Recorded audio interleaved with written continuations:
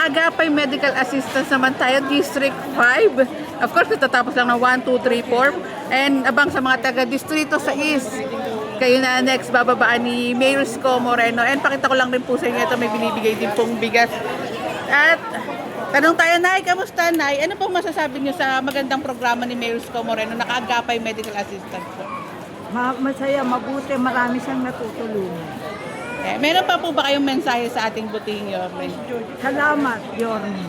Ngayon nararamdaman mo na mahal ka po ni Mayor Isko Moreno. Kayong mga lolo't lola ko, ika nga niyan. Yun nga, kasi nga, napapasaya kami pag dumadating ng ayuda. Dahil may panggastos kami. May pambiling gamot. May pambiling gamot. And Nay, nakita mo si Yorme. Ano masasabi mo kay Yorme na nakita mo siya kanina? Ang pogi.